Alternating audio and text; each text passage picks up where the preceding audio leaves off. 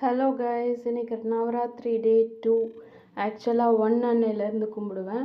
நேற்று பிரதமைன்றதுனால நேற்று ஆரம்பிக்கல. அதனால் இன்னைக்கு ஆரம்பித்து ஆயுத பூஜை முடிஞ்சு அப்புறம் மறுநாள் வரலும் வரும்.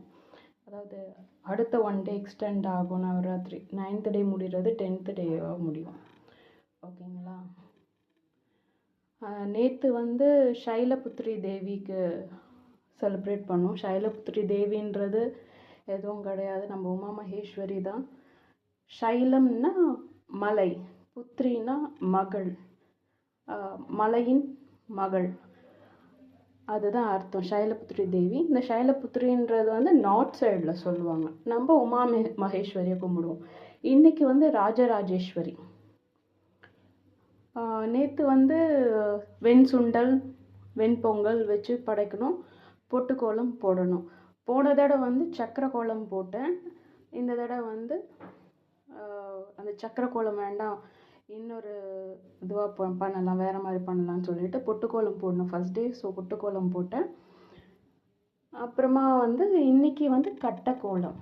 ஓகேங்களா? ராஜராஜேஸ்வரிக்கு இன்னைக்கு பிரம்மச்சரணி தேவி, நார்த் சைடில் அப்படி கும்பிடுவாங்க, பிரம்மச்சரணி தேவின்னு சொல்லிட்டு.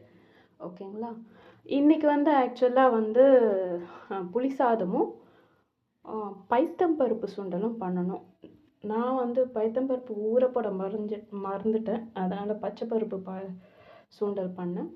அப்புறம் புளி சாதம் ஆல்ரெடி மதியம் சாப்பிட்டோம். அதனால் இன்றைக்கி கொத்தமல்லி புதினா ரைஸ் பண்ணியிருக்கேன்.